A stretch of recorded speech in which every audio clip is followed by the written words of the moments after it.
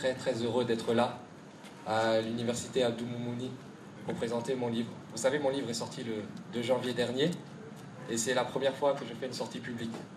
Donc, étant donné qu'il parle d'Afrique, je trouvais ça tout à fait logique que la première sortie publique où je parle de mon livre se tienne en Afrique. Et j'ai trouvé au Niger, c'est la première fois que je viens au Niger. J'ai beaucoup fréquenté l'Afrique, j'ai été au Togo, en Centrafrique, au Tchad. Mais j'ai trouvé un pays très accueillant, où soi-disant on dit qu'il y a des problèmes de sécurité, mais en fait il n'y a rien du tout. C'est même bien plus sûr que beaucoup de capitales africaines. Et donc vraiment, je voudrais vous remercier d'être venus là ce soir. Avant de remercier plus particulièrement ceux qui ont préparé cette conférence, je voudrais placer cette intervention sous le patronage de deux personnes. Déjà la personne dont cette place porte le nom, Amadou Boubacar, qui est un martyr, qui est tombé, vous le savez mieux que moi, sous les balles du régime de Séni Kouché parce qu'il battait sur la liberté. Et je vous encourage à suivre son exemple. La deuxième personne sous laquelle je voulais passer cette conférence, c'est le professeur Ibn Omar Mahamat Saleh, opposant politique tchadien, qui a été chef du département de mathématiques de cette même université dans les années 80, qui a toujours lutté pour la démocratie, la paix, la stabilité dans son pays, et plus particulièrement partout en Afrique, et qui a été lâchement assassiné par la garde présidentielle d'Idriss Déby en 2008. Passant ce patronage, je voudrais remercier plus particulièrement M. Younous Abderrahmane, le secrétaire général des étudiants, pour la contribution extraordinaire qu'il a apportée à la préparation de cette conférence. Je voulais remercier pour la même raison M. Mahmoud Salah, et je voulais surtout vous remercier le modérateur, M. Mamadou Boukar Issa, et vous, maître, qui m'avez si bien introduit. Je voudrais tout d'abord vous parler de ce livre, en tant qu'objet littéraire. Et c'est peut-être finalement le moins important, parce qu'il recèle un message. Mais je voudrais en parler quand même. J'ai publié ce livre aux éditions Albin Michel. Les éditions Albin Michel sont une des 3 plus grandes maisons d'édition françaises. C'est une maison qui a été fondée à la fin du XIXe siècle, qui a eu 13 prix de Goncourt, le prix Goncourt étant la plus haute distinction littéraire remise en France. Et donc j'ai eu l'honneur d'être choisi pour faire partie d'une nombreuse lignée qui comprend Barbus, Pian, Sartre et beaucoup d'autres. J'imagine bien que vous n'avez pas lu le livre, parce que je pense qu'il n'est même pas en librairie à Niamey. Et on est passé ce matin dans toutes les librairies pour essayer de voir dans quel délai il pouvait être disponible. Parce que le but, c'est quand même que vous puissiez le lire. Voilà. On a essayé d'imprimer, de distribuer cette critique, cet avant-propos. C'est la critique d'un monsieur qui s'appelle Jean-Claude Perrier, qui est écrivain, éditeur, journaliste au Figaro, c'est un des plus grands journaux de France, et qui donc a fait une critique de mon livre, et voilà, j'espère que ça vous en donnera un avant-goût. Je vais donc vous présenter ce livre. Ce livre, c'est l'histoire d'un jeune blanc qui a une vingtaine d'années, finalement un peu comme moi. À Paris, il n'a pas réussi. Il a abandonné ses études, il traîne à la maison, il est asocial, il est glandeur. Et puis ses parents, en désespoir de cause, l'envoient chez son oncle, en banlieue parisienne, pour qu'il trouve un travail parce qu'ils ne savent plus quoi faire de lui. Et ce jeune homme, tout d'un coup, se promenant à Paris un jour, rencontre aux Invalides le tombeau de Napoléon, un général d'une république imaginaire, mais qui recouvre, on le verra plus tard, une Centrafrique bel et bien réelle. Il rencontre donc un général, par hasard, et il fait connaissance avec lui. Ce général le prend en amitié, l'emmène dans tous les recoins de Paris, les recoins où vive la diaspora africaine. Si certains ont eu la chance d'aller à Paris, ils connaissent ces endroits. Châteauroux, Barbès, Porte de Clignancourt. Et ce jeune homme, il va se trouver une nouvelle famille. Quelques mois plus tard, le ministre, lors d'un remaniement, est nommé, le général, lors d'un remaniement, est nommé ministre d'État à la sécurité. Et, comme le jeune homme lui a menti, comme il lui a dit qu'il avait fait Sciences Po, voilà, là c'est un peu différent de moi puisque je l'ai réellement fait. Comme il a dit, voilà, c'est différent. Comme il a dit qu'il avait fait Sciences Po, il l'emmène en République du Chicoco. Il l'emmène dans la capitale, il le nomme conseiller dans son ministère, en charge de quoi? D'une activité les plus sales, les plus viles de renseignement. Et ce jeune homme, pour le temps, va accepter. Pourquoi il va accepter? Parce qu'en France, il n'était rien. Et qu'il va se retrouver en Afrique, on va lui donner de l'argent, du pouvoir, des femmes. Il va avoir tout ce qu'il veut.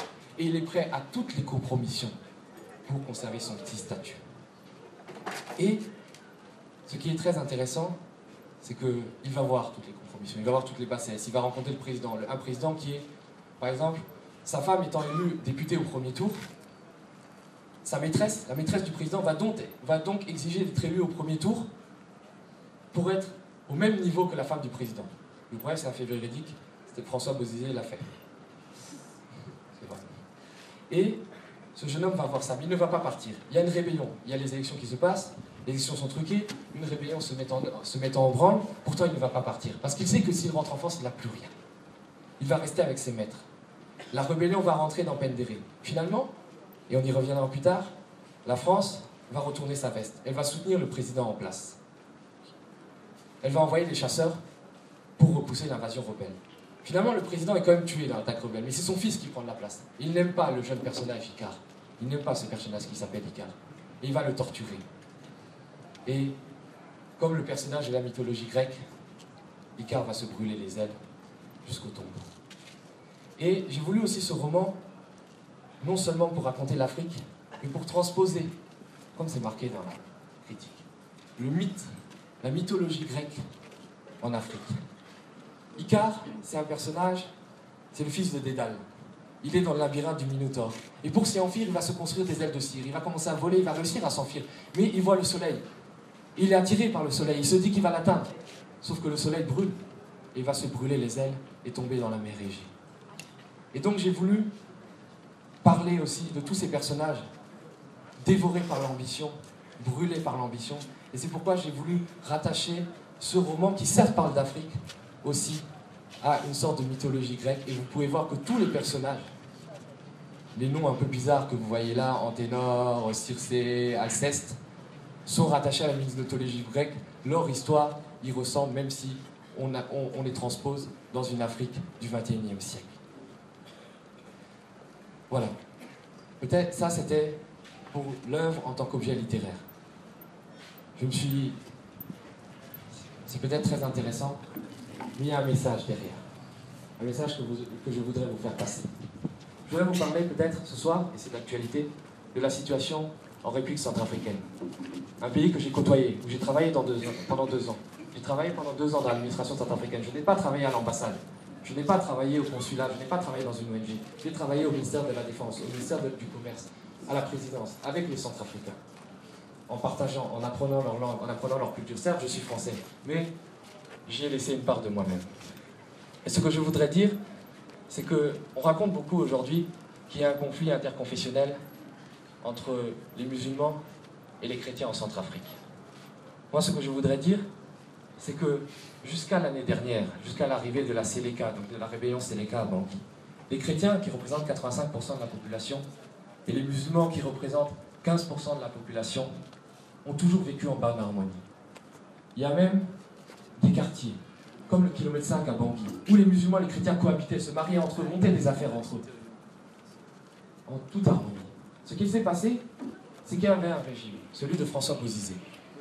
Un régime qui ne contrôlait plus grand-chose, mais qui était soutenu par son allié, le Tchad, Idriss Déby. Sauf que son allié a retourné sa veste, pour des raisons économiques. Parce qu'en Centrafrique, il y a 700 indices miniers, il y a les diamants depuis Bokassa, il y a le pétrole, il y a l'or, il y a le manganèse, il y a le coltan, que sais-je encore. Pour des raisons aussi d'hégémonie, et parce que François Bozizé avait l'intention de prendre le pouvoir. Qu'est-ce qui s'est passé ? En décembre dernier, il y a eu un concours de circonstances. La France avait besoin d'intervenir au Mali. C'était tout à fait légitime d'arrêter les djihadistes qui fonçaient sur Bamako. Sauf qu'elle ne pouvait pas combattre seule ces mêmes djihadistes. Elle avait besoin d'une armée qui soit aguerrie à des terrains sahéliens, à des terrains désertiques. Et l'armée tchadienne était peut-être la mieux indiquée, la plus apte à combattre ces mêmes islamistes. Donc François Hollande a demandé à Idriss Déby d'envoyer des troupes au Mali, ce qu'il a fait. Mais en échange, qu'est-ce qu'il a demandé ? Il a demandé de pouvoir renverser François Bozizé, d'intervenir en Centrafrique et d'y mettre un pouvoir qui lui serait voué pied et poing. C'est vrai. Donc, la Séléka qui a été montée, ce ne sont pas des Centrafricains. Ce sont certes des musulmans, mais ce ne sont pas des Centrafricains. Il y a seulement 10% de musulmans dans la Séléka. Il y a une moitié de Soudanais et une moitié de Tchadiens. Il faut savoir que les véhicules de la Séléka qui sont venus à Bangui, ce sont des véhicules de la gendarmerie tchadienne que le Tchad avait fait repeindre aux couleurs de la Séléka. Quand la Séléka a attaqué Bangui le 24 mars 2013, elle s'est heurtée à la résistance d'un contingent de Sud-Africains, de 400 Sud-Africains, qui avaient été appelés par François Bozizé pour prendre sa défense. Les Sud-Africains bien armés les ont repoussés. Qu'est-ce qui s'est passé ? Ce sont les hélicoptères de l'armée tchadienne. Je ne parle pas de mercenaires, hein, je parle d'hélicoptères de l'armée tchadienne qui sont allés tuer plus d'une quinzaine de Sud-Africains. Et Jacob Zuma, puisqu'il a une opinion politique publique chez lui qui n'acceptera que des Sud-Africains aillent mourir en Centrafrique, a été obligé de reculer ses troupes. La Séléka est rentrée à Bangui. Vous savez ce qu'ils ont fait? Ils ne connaissaient tellement pas la capitale. Ils ont vu un bel hôpital, le bel hôpital de l'amitié construit par la coopération chinoise. Ils ont commencé à le bombarder, ils croyaient que c'était la présidence. Voilà. Je pense que peut-être ça vous situe un peu que ces personnages-là n'étaient pas des Centrafricains. Ils ont commencé à commettre des exactions, notamment contre des chrétiens, des choses qu'ils ne se sont jamais vues en Centrafrique. Les Centrafricains ont toujours vécu en paix. C'est des gens qui aiment vivre. Une atmosphère que je retrouve ici au Niger. Des gens accueillants, hospitaliers, fiers, dignes. Et ils ont commencé à perpétrer des massacres, à violer des femmes, à assassiner des enfants. Les chrétiens, parce que tout homme, aussi peu violent soit-il, s'il subit des oppressions, va chercher à se venger, à un moment ou à un autre. Ces chrétiens se sont constitués en milices, des milices qu'on appelle les anti-balaka, et ont commencé à répondre à la Séléka. Mais ils ne se sont pas pris aux musulmans de la Séléka qui leur avaient créé tous ces problèmes. Ils s'en sont pris aux musulmans, souvent des femmes, des enfants, qui ont toujours vécu en bonne harmonie avec eux. Et donc, ce qui n'était pas un conflit confessionnel au départ, on est devenu un. Puisque les musulmans de Bangui, qui avaient toujours vécu là, n'ont eu d'autre choix que de se placer sous la protection de la Séléka, puisque c'était les seuls aptes à défendre leurs intérêts, à défendre leur vie.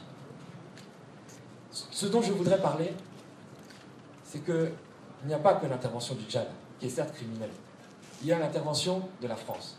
La France, quand la Séléka est rentrée à Bangui, eu égard au marché que Idriss Déby avait passé avec François Hollande, est restée arme au pied. Pendant 6 mois, elle est restée arme au pied devant les exactions que commettait la Séléka. Aujourd'hui, il y a une opération qui a été mise en œuvre, l'opération Sangaris. Mais cette opération est-elle efficace? Comment le pyromane d'hier peut jouer aux pompiers d'aujourd'hui? Ça n'a aucun sens. La solution pour la Centrafrique, c'est quoi? Peut-être que j'ai mon avis sur la question, peut-être que vous ne le partagerez pas. C'est la création d'une force africaine. Il y en a une qui existe déjà, la MISCA. Mais cette force africaine est composée de Congolais, de Tchadiens. Donc, des forces qui ont pris fait et cause pour une des parties engagées dans le conflit. Comment une force d'interposition peut-elle s'interposer si elle est complice d'une ou l'autre partie? Il faut donc une force africaine qui soit composée de Burundais, de Congolais, de Congolais de RDC, de Tanzanie, que sais-je encore, de gens qui soient préoccupés par une véritable paix en Centrafrique et qui ne soient pas seulement à la recherche de leurs intérêts. Parce que derrière tout ça, derrière le conflit interconfessionnel, il y a quoi? Il y a des intérêts pour l'exploitation des matières premières. Aujourd'hui, le nord de la Centrafrique est complètement...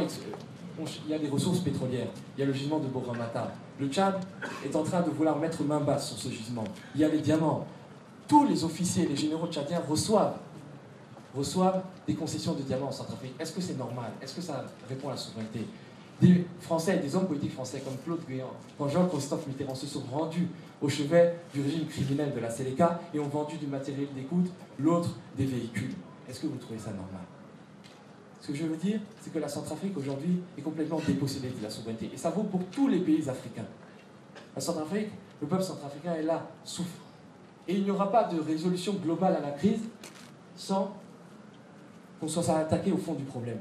Qui finalement a mis en place la Séléka? Qui a divisé pour mieux gouverner? Qui a créé ce problème en Centrafrique? C'est le Tchad. Et le Tchad n'est pas non plus un modèle de démocratie. Ce n'est pas un modèle de développement malgré la production pétrolière qui est énorme. Il suffit de voir les chiffres. Le Tchad est 184e sur 187 au classement de l'indice de développement humain. 189e sur 189 au classement de Doing Business. Y a-t-il un développement? Il y a un État dictatorial qui est là, avec une famille, un clan au pouvoir, qui détourne la manne pétrolière à son profit.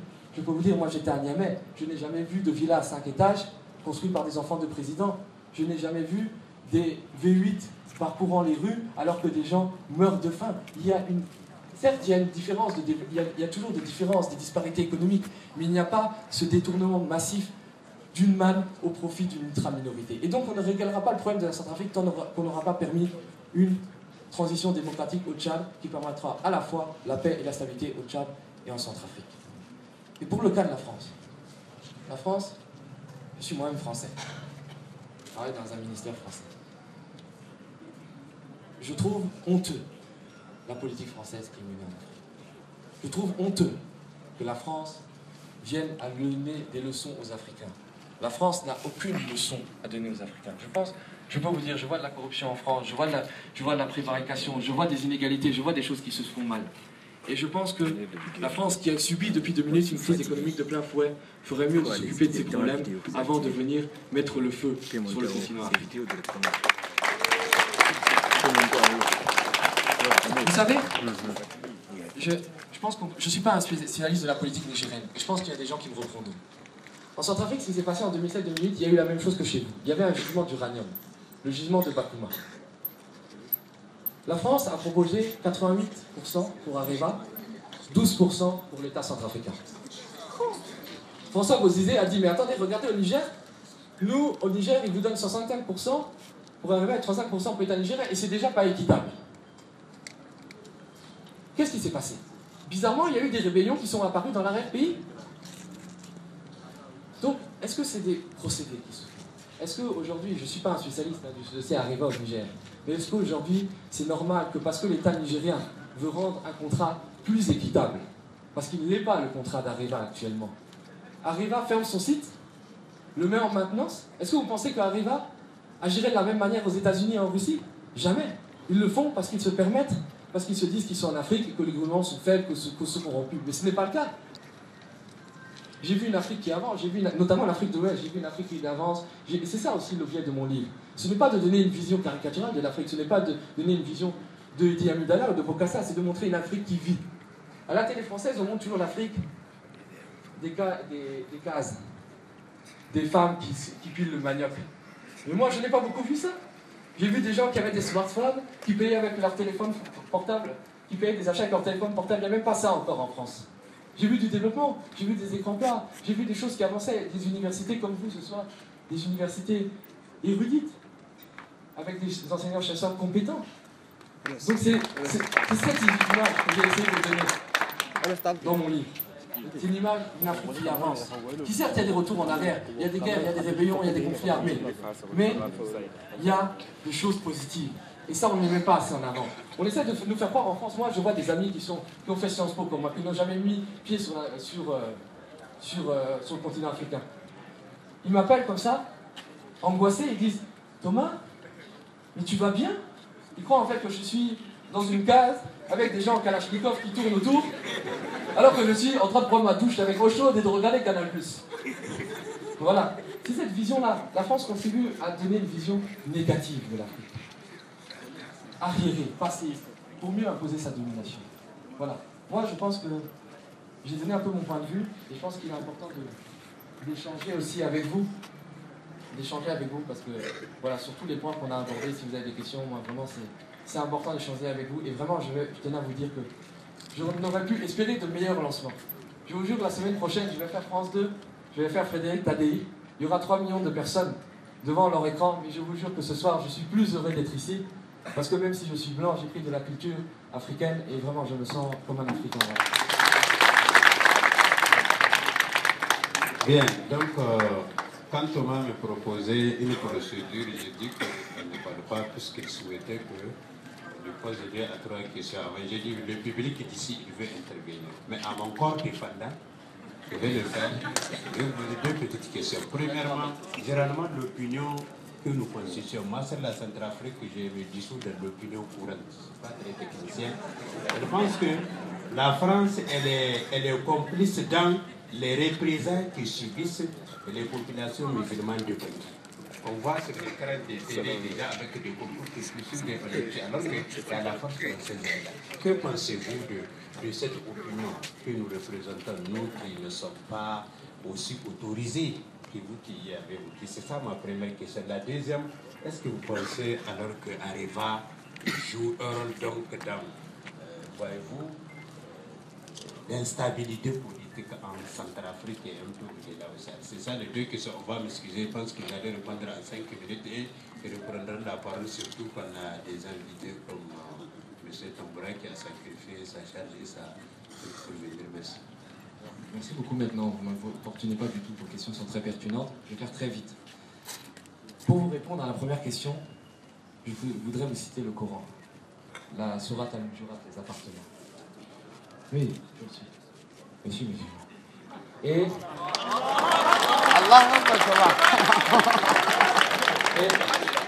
il y a marqué dans cette sourate que je vous ai fait d'un seul mâle et d'une seule femelle, et j'ai fait de vous des nations et des tribus pour que vous entreconnaissiez.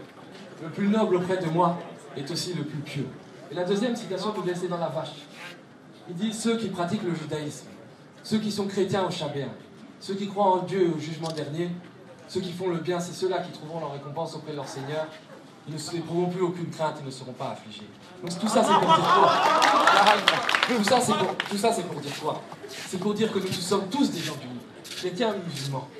Et que ce qui se passe en Centrafrique, que ce soit l'œuvre de chrétiens et de musulmans, ils enfreignent leur religion. Tous ceux qui massacrent, tous ceux qui tuent, tous ceux qui pillent, tous ceux qui violent, ils ne peuvent pas se réclamer de l'islam ou du christianisme. Après, pour vous répondre plus particulièrement à votre question. Effectivement, la France a une politique détestable. Elle le fait beaucoup, elle permet des représailles. Comme elle a laissé la Séléka massacrer impunément des chrétiens pendant des mois, elle laisse aujourd'hui les chrétiens se venger sur ces musulmans qui n'ont rien à voir avec la Séléka, qui sont innocents. Et ça me rappelle beaucoup quelque chose. Ça me rappelle une politique immonde qui a été menée. Celle des Belges au Rwanda. Les Belges ont récupéré le protectorat rwandais en 1918 parce que l'Allemagne l'avait perdu. Les Belges ont créé une distinction qui n'existait pas. Les Tutsis, qui étaient les propriétaires terriens, et les Hutus, qui étaient plutôt les cultivateurs, les gens du peuple. Ils ont donné le pouvoir aux Tutsis, qui étaient une minorité, 15%. Et ces Tutsis, pendant des années, jusqu'en 1962, jusqu'à l'indépendance, ont opprimé les Hutus. Qu'est-ce qui s'est passé avant l'indépendance? Les Belges, tout d'un coup, ont retourné leur veste. Ils ont retourné le paradigme. Ils ont donné le pouvoir aux Hutus, au détriment des Tutsis. Mais qu'est-ce qu'ont fait les Hutus? Ils se sont dit, mais on a été opprimés pendant des années, on a été massacrés, on a été pillés, donc à nous de nous venger. Et tout ça, c'est la faute du colonisateur qui a divisé pour mieux régner, qui a cassé un État-nation. Et voilà, ce que la France fait aujourd'hui, ce que l'État français, peut-être pas la France, je ne parle pas, mais l'État français fait en Centrafrique, me rappelle beaucoup cet épisode douloureux de l'histoire. Et je pense que François Hollande devrait s'en rappeler. Pour répondre à votre deuxième question, je pense que vous avez une chance au Niger, aussi bien qu'en Centrafrique, c'est que le cours de l'uranium est bas en ce moment. Il est à 26 $, contre 130 $ en 2007. Voilà, je pense que le Niger et la Centrafrique peuvent être heureux que Fukushima se soit passé et que le cours de l'uranium est drastiquement baissé. Ce qui fait que Areva peut-être prête moins d'attention à ces ressources, à ces mines d'uranium qui à une certaine époque. Il n'empêche. Il n'empêche que, comme toute multinationale à une certaine époque, Areva peut constituer un facteur de déstabilisation aussi bien au Sahel qu'en Centrafrique. Et je pense que c'est au gouvernement, au peuple, aux citoyens, aux individus de se lever et de se battre pour qu'ils recouvrent leur indépendance.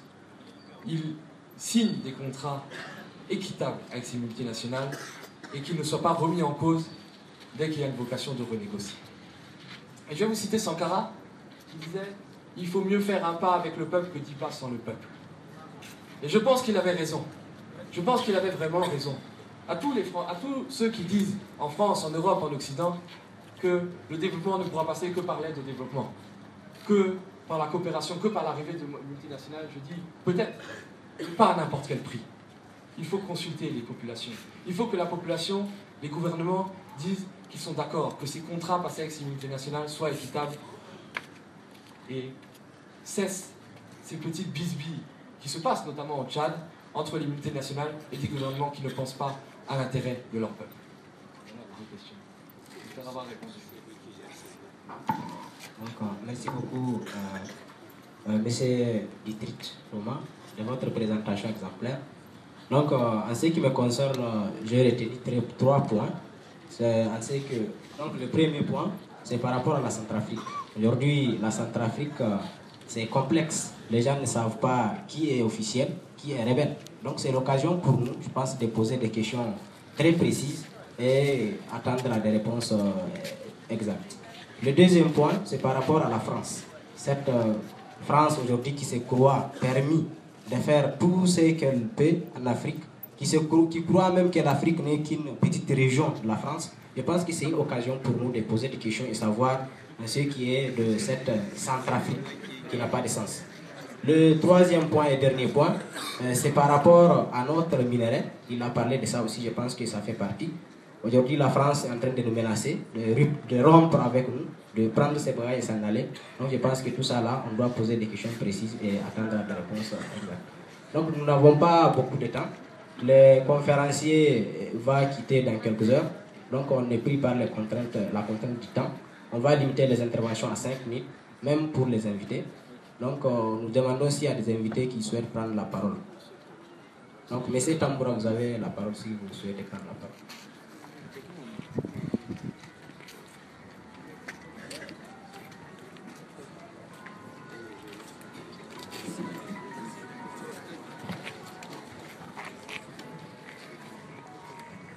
Bismillahirrahmanirrahim. Camarades, permettez-moi de remercier et de féliciter le conférencier, d'abord pour sa jeunesse et la précocité de sa vision. Et c'est très bien donc qu'il soit venu aujourd'hui pour nous exposer des réalités que nous connaissons. En fait, nos pays, l'Afrique en général, dans la marche du monde, est en retard. Et je vais donner un seul exemple. L'Empire britannique, dans les années 50 à 60, l'Empire britannique, c'est-à-dire et ses colonies, la colonie la plus choyée de l'Empire britannique, c'était le Nigeria. Parce qu'au Nigeria, il y a tout. Le Nigeria, lorsqu'elle était colonie, avait le même niveau, sinon un peu même supérieur, que toutes les autres colonies britanniques. Je vais vous citer l'Inde, je vais vous citer les Pakistan, etc., etc. Aujourd'hui, peut-on comparer le Nigeria, donc, à l'Inde, au Pakistan, en termes d'avancée économique, sociale, technologique, etc. Non. Et d'ailleurs, on a dit que vers 1960, le Nigeria était le premier producteur mondial de cacao. Le cacao n'existait que sur la côte africaine. Donc le président d'Indonésie est venu donc, au Nigeria. Donc en visite, il est venu avec une équipe. Ils ont dit, on leur a montré le cacao. Ils ont pris quelques plants. Ils sont partis chez eux. En 5 ans, ils ont dépassé la production du Nigeria. Donc, c'est pour vous dire que nous sommes en retard. Et si nous sommes en retard, il ne faut pas que nous nous plaignons de la France, de ceci, de cela. Plaignons-nous de nous-mêmes. Le conférencier, tout de suite, a parlé des mal. Il parlait du Tchad. Donc, le Tchad, donc, qui serait en train, n'est-ce pas, de terroriser ou de traumatiser la Centrafrique. Et il avait parlé du mal le plus pernicieux quand il a parlé des V8, des villas à étages, etc., etc. Bon, il a dit qu'ici, il n'y en a pas. Vous savez bien qu'il y en a.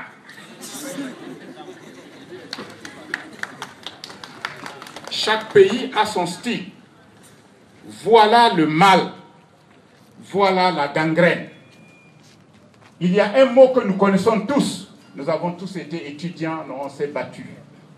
L'impérialisme, le néocolonialisme. Regardez au Niger. Au Niger, aujourd'hui, je peux dire que la classe dirigeante, c'est notre génération. En tout cas, nous nous connaissons tous.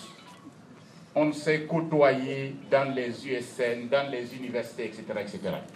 Mais laissez-moi vous dire que ceux qui étaient les anti-impérialistes, les anti-colonialistes, sont aujourd'hui devenus les valets de l'impérialisme. Je ne terminerai pas sans dire que l'espoir doit se retrouver dans la jeunesse. Mais pas seulement la jeunesse comme ça. Une jeunesse bien formée. Une jeunesse où ceux qui gouvernent ne doivent pas lésiner sur les moyens pour que la jeunesse soit formée partout où cela se peut. Et là-dessus, donc, je serai obligé d'aller un peu à contre-courant du conférencier pour dire que moi, je suis un enseignant un peu itinérant. J'enseigne dans des écoles de la sous-région et à Niamey, privées ou nationaux. Donc, vraiment, moi, ce que j'ai vu que le Tchad est en train de s'aimer pour l'avenir.